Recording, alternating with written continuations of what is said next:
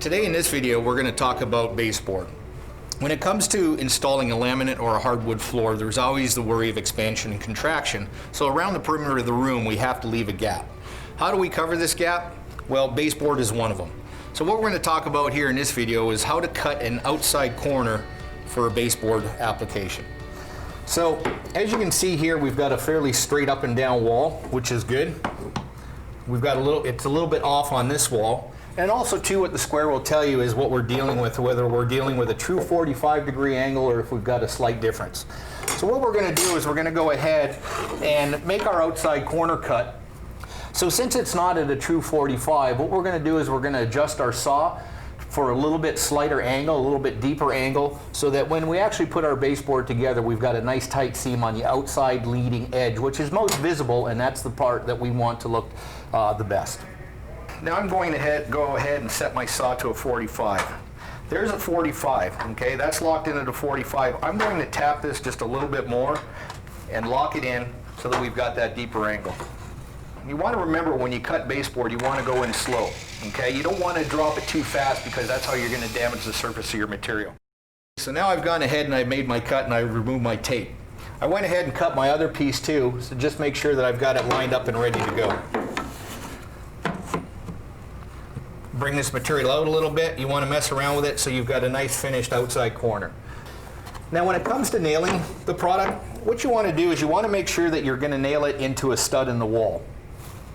What I found is to go ahead and get a stud finder. I like to go ahead and find out where my studs are prior to the nailing process, because that way you know you're going to be nailing into something solid. So I've gone ahead and got my stud finder, and I can see here I've marked my wall. Okay, I've got my little marks right here. But what I'm going to do is I'm going to bring this up to the top of the base so I know exactly where I'm at. And I'll do the same for the other side. Okay, when it actually comes to fastening the baseboard to the wall, there's two ways you can do it. You can go ahead and use a brad nailer with an air compressor, air-powered brad nailer, or you can drill and use the finishing nails, which takes a little bit more time. You have to be a little bit more careful. You want to make sure that you don't damage the material no matter what you use. The brad nailers typically have a nice soft tip, so when it comes to working with woods and pre-finished woods, you're not going to damage the material. I want to get my corner lined up first. I want to go ahead and install.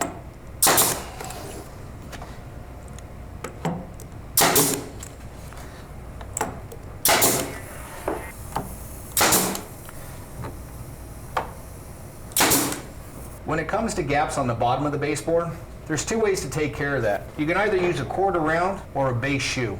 I've got a little bit of a quarter round sample here, just to kind of show you what it's like, where you can finish off those gaps if you've got any irregularities within the floor. Some people like to use it in conjunction, or you can use the quarter round separately too. Okay, now to continue on our baseboard installation, we want to address the inside corner.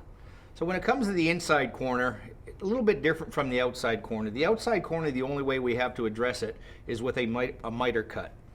Now, the inside corner can be addressed with either a miter cut or what we call coping. Now, coping works really well because, like we said before, not all corners are perfectly square. Again, I've got my square with me and we're going to see exactly what I'm talking about. You can see that I'm not at a true 45. So when you go ahead and put your saw on a true 45 cut, you might not get a nice tight seam. And what I've done is I've kind of set up an example of what that looks like. But because it's not an accurate 45-degree wall, you've got gapping. So the way I like to address this is what we call coping. The way we do coping is easy. All you do is you only have to adjust one side. The first side, you're going to run your board straight into the wall. The second side, what you do, you're going to cut an outside corner on a 45-degree angle. Then what you're going to do is you're going to take your coping saw, you're going to start your cut, and you're going to follow the edge of the profile as tight as you can with the coping saw and remove all of this wood here.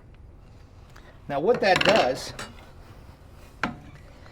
is it gives you a mimic of the profile. Okay, you've got all the same profile that you have on the face of your wood, but you've removed all of the backside of the material. So when you're done, you've got all this excess cut out of the backside. You go ahead and install it, and you've got a nice tight corner. So sometimes when you are coping, you might need to utilize a knife.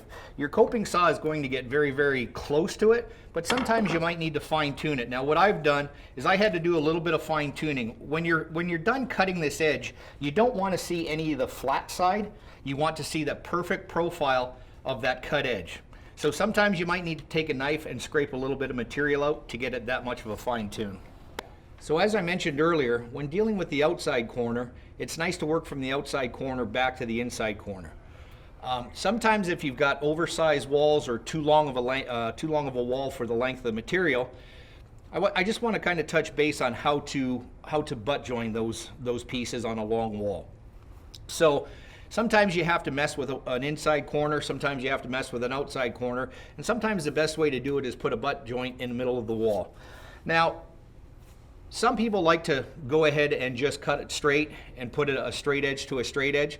I prefer to do a miter, a 45, because if you've got any irregularities in your floor, sometimes a square joint end to end might not fit perfectly. So what I like to do is I like to overlap mine on either a 22.5 or a 45-degree angle. Now when you do a seam like this, so if you've got a long hallway where your main light is coming through and you've got a lot of visual, you might want to turn the cut the opposite direction so you're not looking into the cut. All right, so now just like the outside corner, I've gone ahead and found my studs, and I'm going to go ahead and nail it up. So there you go. We have a fully installed base with a nice tight coped inside corner, an overlapped end seam on the long straight walls, and you're ready to go. Thank you for watching, and good luck with your next project.